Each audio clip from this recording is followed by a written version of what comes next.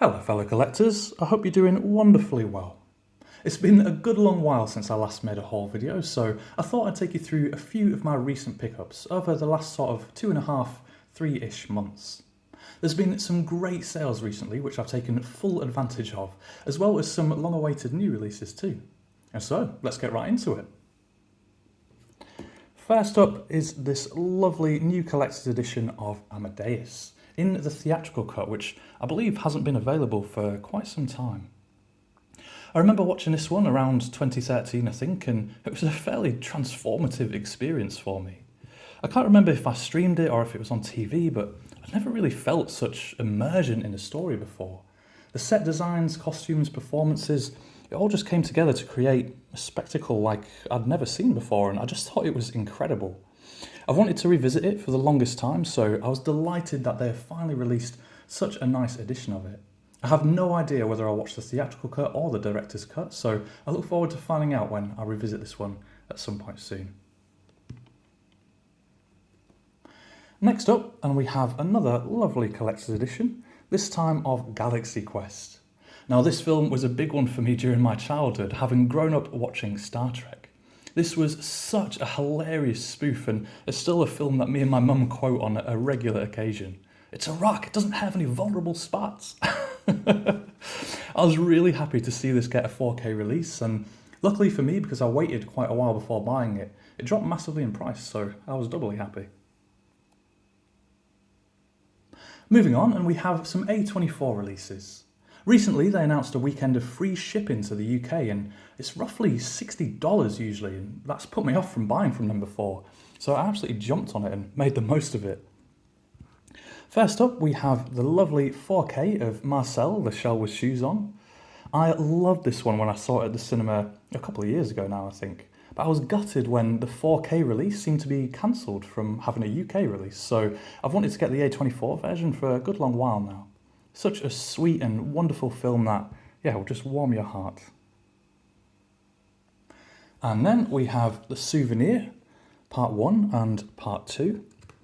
For some reason in the UK, Parts 1 and 2 were released by different companies, so there is no complete set, and I've never really been all that happy with that. I'm not the biggest fan of the artwork that A24 have used here, but I really wanted the two parts together, so this one has also been on my list for quite a long time now. Joanna Hogg is one of my favourite British filmmakers, and I think you could argue that this is her best work. I highly recommend these films if you've not seen them before, kind of semi-autobiographical with just a stellar performance from Honor Swinton-Byrne. Then I decided to grab a couple of blind buys that I've had my eyes on. The first one is Pi, Darren Aronofsky's debut feature film, and I'm delighted to report that I really enjoyed it. It's highly stylised, frenetic, paranoid and compelling stuff. And it's pretty interesting to me how this is the second story I've seen which references something special about the number pi. The other one, of course, being Carl Sagan's Contact. Clearly it's a rich number for the imagination. And then we have Kelly Reichardt's Showing Up. Again, another one which I really enjoyed, featuring a very interesting and different sort of performance than I've seen before from Michelle Williams. A film about expression through art and maybe how that's sometimes the only way we can display who we really are, or externalise our feelings in a way that we are unable to do in our day-to-day life.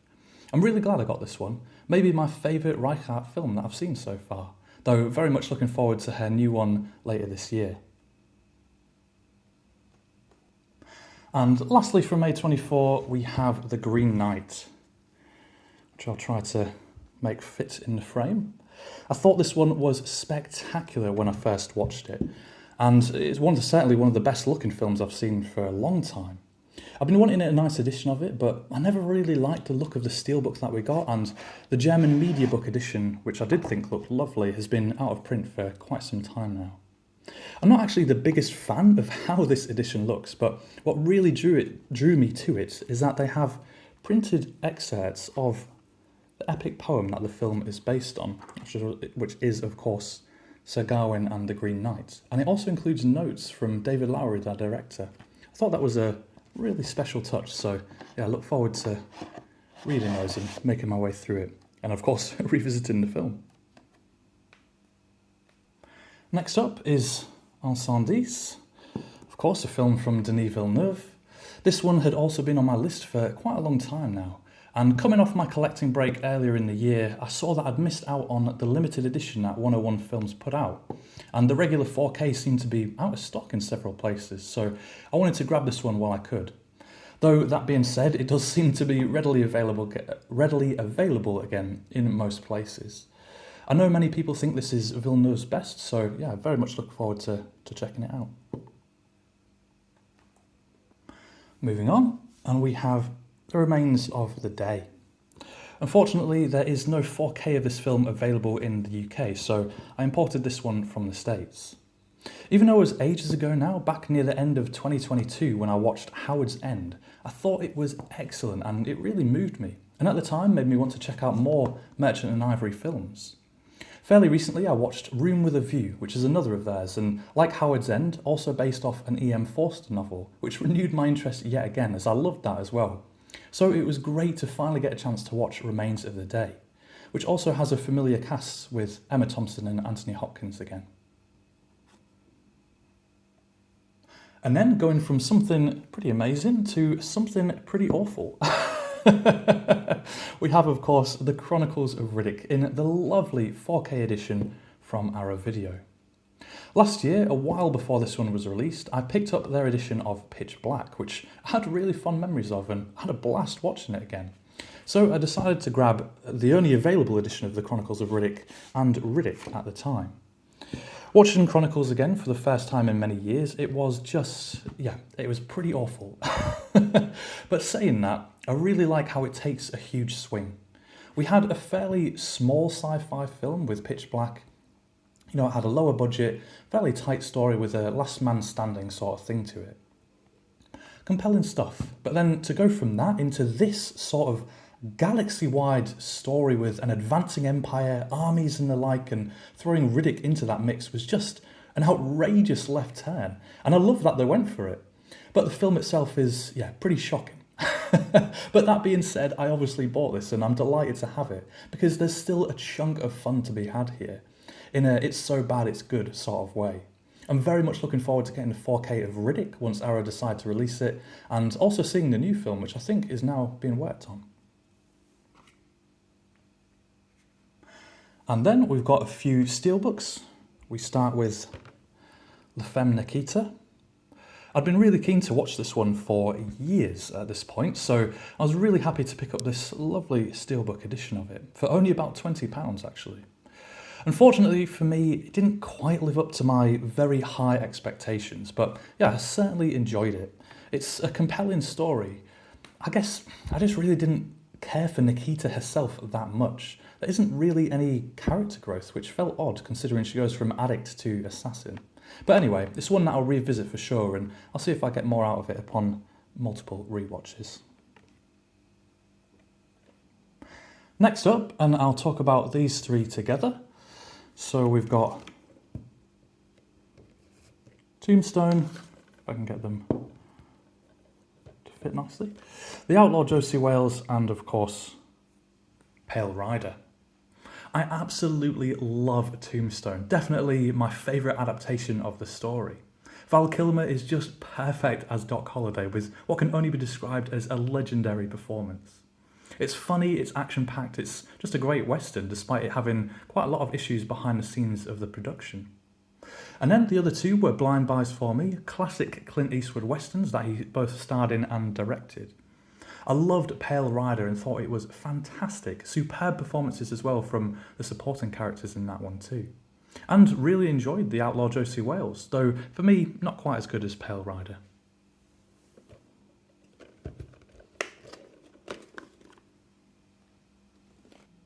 Well, it's definitely a year for Clint Eastwood fans as we continue on with his films, and we have, of course, two lovely Arrow Video editions of A Fistful of Dollars and For a Few Dollars More. Of course, even though I said to myself, I only want to pick up a special edition of The Good, the Bad and the Ugly, well, when Rare Waves had some good deals on, I just buckled like a cheap shoe and picked up the special editions of these films as well. I'm not actually sure, to be honest, if I've seen for a few dollars more, so yeah, I look forward to watching both of these and maybe one of them for the first time, before, of course, going back into the masterpiece of the good, the bad, and the ugly. Moving on, and I'll mention these two films together, both Dancer in the Dark and Breaking the Waves. Two films, of course, by Lars von Trier. Recently I've been on a bit of a Katherine Deneuve kick and trying to watch as many of her films as I can, which I'll come back to a little bit later on. But that once again led me to Dancer in the Dark, which is a film that I remember Roy from Bluray Movies talking about some time ago, just about how good it was and the sort of effect that it had on him. Well, I believe there has been a previous Japanese and German Blu-ray of it. Both have been, I think, out of print for quite a long time now. And I was just browsing on eBay and I thought to myself, you know, there's never going to be another Blu-ray. I know that Björk has some problems with von Trier about the way he treated her, and because she wrote the soundtrack, I had read somewhere that that was what had always held up a wider Blu-ray release. And so I picked up this DVD of it, and believe it or not, less than 24 hours later, less than one day, Curzon announced a brand new Blu-ray of it. So you're very welcome, everyone. I've taken that hit for, of course, the greater good. I talked about it more in my Best of April video, but suffice to say that this was astonishing and incredible. One of the most heartbreaking and deeply moving films I've ever seen. And that led me to want to check out more of von Trier's films that I hadn't seen yet, so I picked up this one, Breaking the Waves, which is the 4K release from Curzon. An absolutely stellar performance from Emily Watson, and yeah, this is just, it's another heartbreaker, to be honest. Quite a different sort of film than I was expecting though, but yeah, another one that was just, yeah, incredibly moving. And then moving on to some Criterion pickups, all of them imports from the States except the last one. First up, we have The Leopard, which I know Steve from Steve4Films channel watched quite recently, and I know that he loved it. It's one that's been on my list since I watched Conversation Piece, which is another film by Luciano Visconti and also starring Burt Lancaster, which I just thought was fantastic. So yeah, I've been really keen to see this one, which I know is highly regarded. The BFI did release this on Blu-ray in the UK, but I think it's been out of print for quite some time now and not the easiest to track down. And for some reason, it was not easily available from Criterion either for a chunk of time, so I don't know if they were just between printings perhaps, but yeah, either way, I was delighted to finally see this come back into stock and pick it up. And then we have Day Trippers, which is another one that I talked about more in my Best of April video. This is a great road trip film set over the course of a single day with absolutely stellar performances from Parker Posey, Liev Schreiber and Anne Meara. It is hilarious and engaging and yeah, this one had been on my list for a while, so it was wonderful to finally get a chance to enjoy it. And next up is one of my favourite films that I watched during the whole year back in 2022, which is of course Babettes Feast.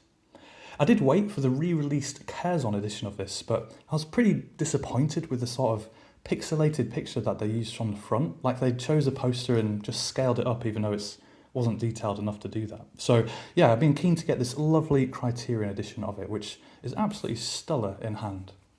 Another one that I think was between printings for a while. This is a beautiful story about faith, friendship, and what enjoying an honest meal together can do for the soul. It was actually the first Danish film to win the Oscar for Best Foreign Language Film, and yeah, it's just absolutely wonderful. Highly recommended. And then we have Night Train to Munich, a World War II thriller that I've been wanting to watch for a good long while as well. This one was directed by Carol Reed, who also did the film noir classic The Third Man with Orson Welles. So I had pretty high expectations of this one going in. I'm not sure why there isn't a Blu-ray available in the UK, but yeah, I was delighted to finally have the chance to see this one. A pretty solid watch, and as you might expect, a nail-biting ending. And lastly of the imports, we have from Criterion's Janus Contemporaries line, The Beast.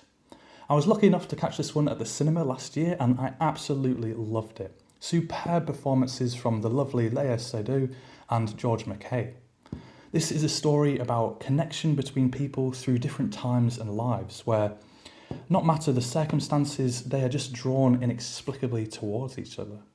This is the first one I've seen by Bertrand Bonello, so yeah, I look forward to diving into more of his filmography in the future.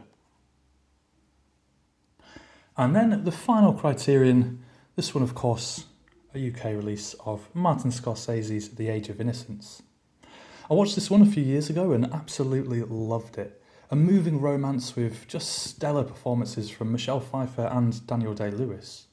I know people have been clamouring for a 4K release of this one for a while now, but yeah, I'm really glad to just finally get the Blu-ray to be able to revisit it again. Watching Room with a View not too long ago has given me a renewed interest for these period romances again, so yeah, very much looking forward to it. And then on to a few Luc Besson films. First up we have Subway, one which again I discussed in my Best of April video. This was a real surprise to me and I loved it. There's also a 4K Steelbook due to be released at the end of June, which I'm hoping to pick up at some point later in this year because yeah, this one feels like a film I'll enjoy revisiting from time to time. It is wild and unexpected, quirky and strange, and yeah, just a jolly good time. And then we have The Big Blue. I knew vaguely of this film's existence, but I know next to nothing about it, who is in it or what the story's about, and to be honest, I'm quite keen to keep it that way until I watch it, but yeah, looking forward to checking this one out.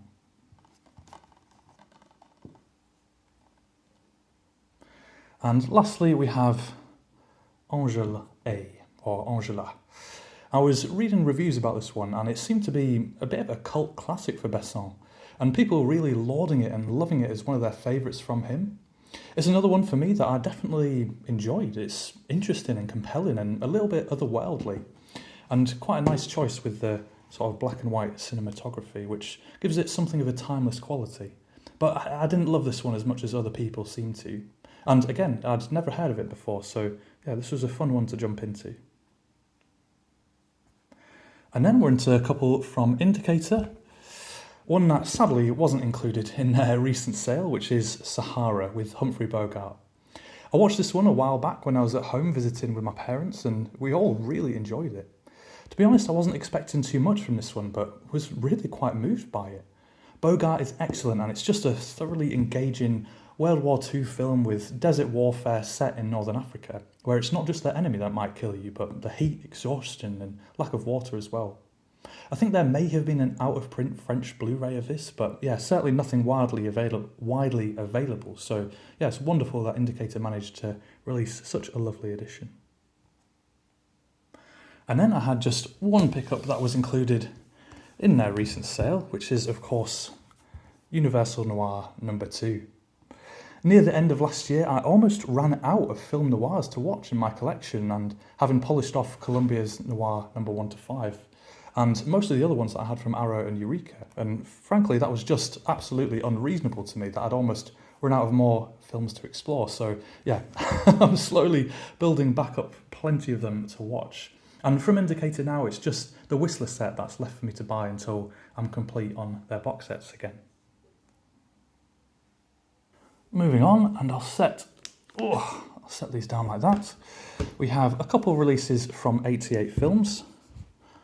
The first one here, of course, being the Tiger Cage trilogy, which I picked up in the great sale that they ran just a few weeks ago.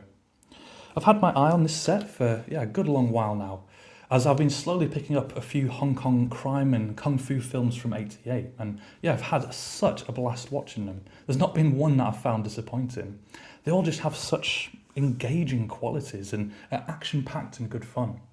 The only thing I was slightly disappointed by is that I think they did release a sturdy cardboard slipbox for this originally. Correct me if I'm wrong though. At least it looks that way to me from other unboxing videos. So I think this is the more standard re-release of it with just a flimsy case. As you can see, just the flimsy cardboard. Which, it didn't specify on the website. It obviously wouldn't have affected my decision to buy it, but at least I would have known what I was getting. Anyway, I've only watched the first one of these so far and really enjoyed it. It was great to see Richard Ng Man Tat in a serious role here. I've loved him in Fight Back to School films, which are just straight comedies, so this was quite interesting to watch him here. And then we have Barfly, which actually comes with a coaster inside it, which I wasn't expecting at all, but that is a wonderful little extra from 88 there to complement the film. I'm a big fan of Faye Dunaway and Mickey Rourke, so yeah, I was really excited to watch this one. Though I'm not a particularly big fan of Charles Bukowski, who of course wrote this film and is based loosely off his own experiences, so I kind of tempered my expectations. Overall, I certainly liked it. It does have great performances from both Dunaway and Rourke, and yeah, it was amazing to me at least to see Alice Krieger, who played the Borg Queen in First Contact. It took me a while to find out that it was her, but yeah, some of her mannerisms caught my eye and then it just clicked who she was. So yeah, that was really wonderful. And then we have just a few films from Radiance. First up, we have Hard Boiled, 3 pulp thrillers from Alan Corneau. And I picked this one up more or less for choice of arms, which features, of course, Katherine Deneuve. The first time on Blu-ray in the UK, which, yeah, was a really great film. Yves Montand and Gérard Depardieu give just superb performances in it as well. A film of crime and passions, and yeah, thoroughly enjoyable. I've not checked out the other 2 in this box set yet, but I've heard nothing but high praise for them, so yeah, I look forward to diving in. And then we've got River of Grass, which is another one I'm very much looking forward to watching. It's a film by Kelly Reichart, who I mentioned earlier with Showing Up. She's a director whose films don't always hit me all at once, like with Certain Women, for example. I enjoyed it, thought it was fine, and then a few months later could not stop thinking about it. There's a lot of depth and heart to her films, that's for sure, so yeah, I'm keen to check this one out. And lastly, we have What Happened Was, which again I've heard nothing but high praise for. A story about 2 co-workers on a date. I've seen Tom Noonan in a few things, but really, of course, most memorably from Michael Mann's Manhunter, where he plays a pretty imposing serial killer and is quite a presence, both literally and figuratively. So I'm really looking forward to watching this one, which I imagine could not be more different. And he also directs it, I believe. Moving on, and we have The Three Musketeers, D'Artagnan and the Three Musketeers, Milady. I've been pretty curious about these both for a little while now, and I'm delighted to say that they are a lot of fun. They aren't the most elaborately constructed or intense films, they certainly aren't winning any Oscars or anything, but yeah, despite the sometimes contrived nature, they are just a great ride. They're funny, the sword fights are good, the actors look like they are having a blast as well. I definitely recommend these both. It also looks like we're getting a third film, but it seems not until 2027, unfortunately. And then we are on to some DVD pickups. The first one here being Sphere. Now, I know there have been a few Blu-rays of this, American, Australian and Japanese, I think, but yeah, I've just not been able to track down any for anything resembling a reasonable price, so I grabbed this very cheap DVD. I know some people really dislike this film, but I actually have quite fond memories of it, and yeah, I'm looking forward to watching this again. I recently picked up the book, which is by Michael Crichton, of course, and probably still the scariest book I think I've ever read. I remember so many times putting it down when it got too intense, but then like 10 seconds later picking it back up again because I simply had to know what was happening. Yeah, not the best adaptation perhaps, but yeah, as I say, one that I have sort of fond memories for. Next is one that I was really glad to pick up for quite a good price, which is this really nice Katherine Deneuve Screen Icons box set, which seems to be quite hard to track down now for a reasonable amount, so it must be long out of print. As I mentioned earlier, in the last few months I've been on a bit of a journey exploring as many of Katherine Deneuve's films as I can, which started out, of course, with Mississippi Mermaid, a Francois Truffaut film that I spoke about in my Best Films I Watched in March video.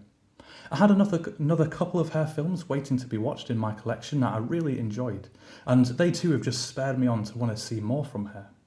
As it turns out, quite a few of her films seem to be really hard to come by, and if they are available on physical media, some are without English subtitles, which seems like such a shame.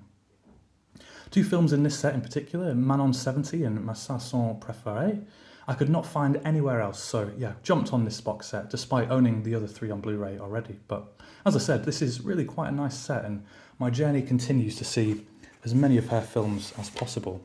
She is such a legendary actor and has made some absolute masterpieces in my humble opinion, so the journey into her films continues.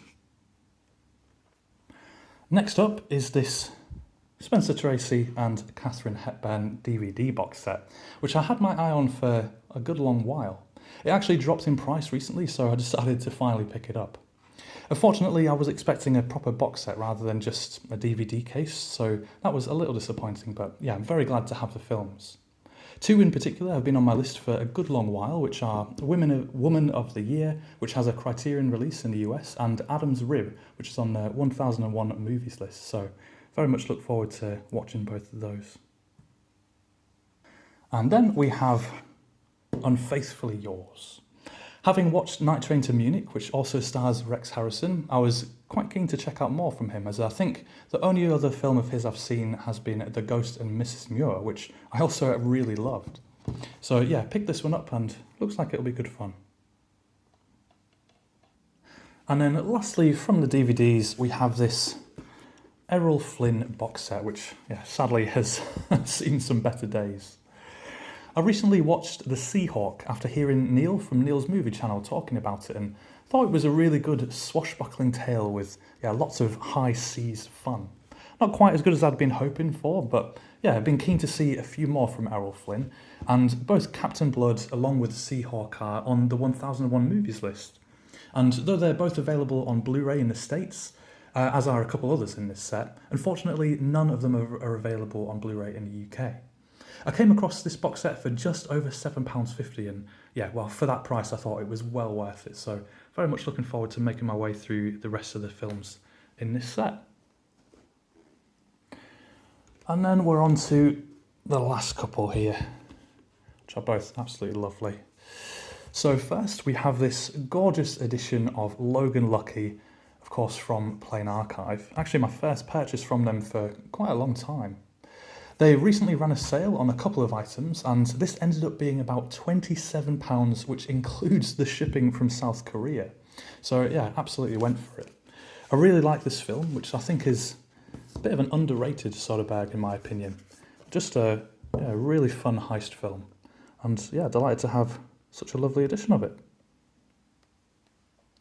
And then last but not least, we have of course the new Blue Fans edition of 2001 A Space Odyssey, which I also did a separate unboxing video for, so if you're keen to see this in more detail, do feel free to check that video out. One of my all-time favourite films and possibly the greatest science fiction film ever made. This one is an extremely rare case where I have double dipped on a premium format, because I also do have the Mantelab editions that they released a couple of years ago, but yeah, this just looked too nice to say no to, and it's a pretty impressive piece for a pretty impressive film. And well, that's everything from me and everything I've been picking up over the last few months. Lots of amazing stuff to get stuck into. Well, thank you so much for watching, and I'll see you in the next one.